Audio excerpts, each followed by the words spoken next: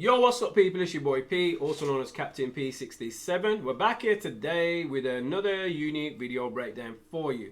So if you're new to my channel and my content, I cover last Epoch every single day. I carry the community. I carried 3 people on today's stream for a few hours.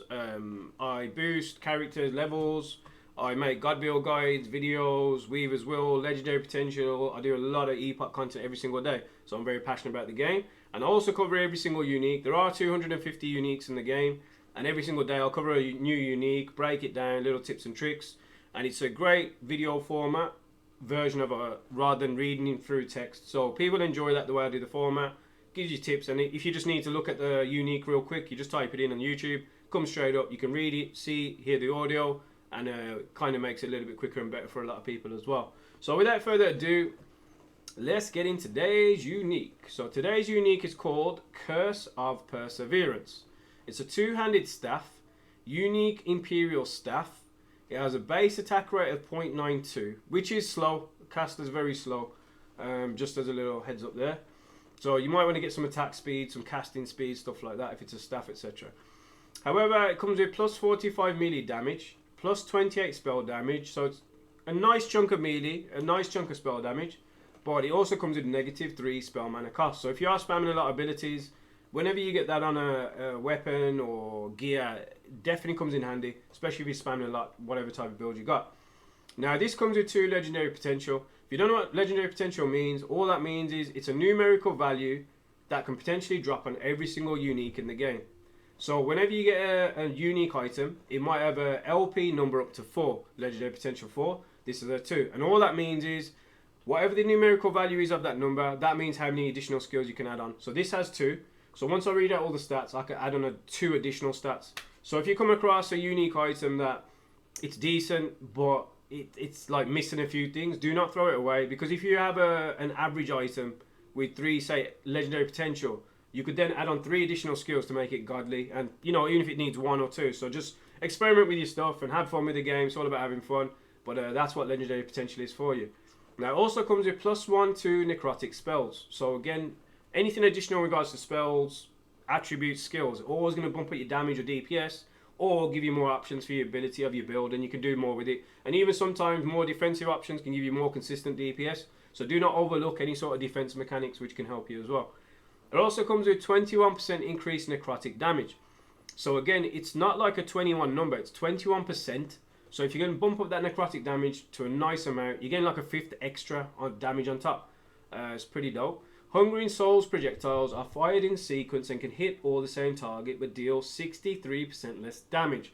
So this is a bit of a nuanced one where the Hungering Souls projectiles come out a lot more in a sequence and they can target the same target, but you will be getting 63% less damage. So if you stack up the damage overall, you might be able to negate that 63%. And again, you see it says 21% necrotic damage. Potentially, if you mod it right, it can kind of cover off that as well. So just have a look into that, see what you can come up with. But the consistent damage should be good on it as well.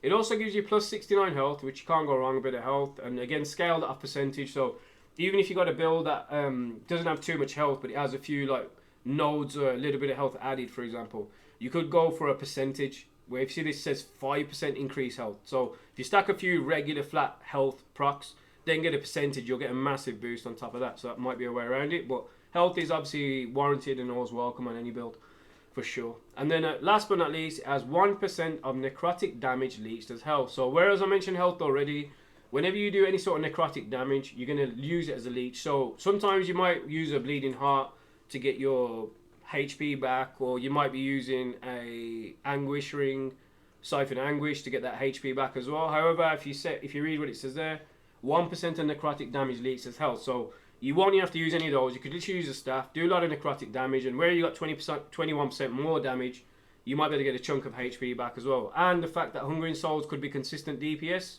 you might not even need any sort of extra life leech per se. But there you go, folks. That is the Curse of Perseverance for you. As far as a necromancer and just generic sort of weapons and uniques go, this is definitely a cool weapon. Has a lot going for it. Melee spell, negative spell, obviously the necrotic damage, and then obviously the life leech as well. So if you are looking to maybe play a necro or anything, doesn't have to be a necro, anything with sort of necrotic damage or skills, definitely check out Curse of Perseverance, see what you can come up with. And if you got like a legendary potential, 2, 3, 4, whatever, more, and just post in the comments below. And obviously post in the comments below if you're using it, if you're not using it, if you're looking for it, what you think of it as well. But apart from that, that is today's unique for you. So we'll be back tomorrow for some more dope ass uniques, covering some more tech, some more streams as well. But if you want to support my Twitch channel in any way, shape or form, you can always follow the channel, you can tip, you can sub, you can gift a sub, you can donate. And if you want to support my YouTube channel in any way, shape or form, you can subscribe to the YouTube channel, you can like the video, you can comment on the video. You can also post in the comments below if you have this and obviously what kind of builds you're rocking as well. But apart from that, thanks for the time, thanks for everything. Wherever you are, have a good morning, have a good night, have a good evening. I will catch you on the next one. Take it easy and peace out, folks.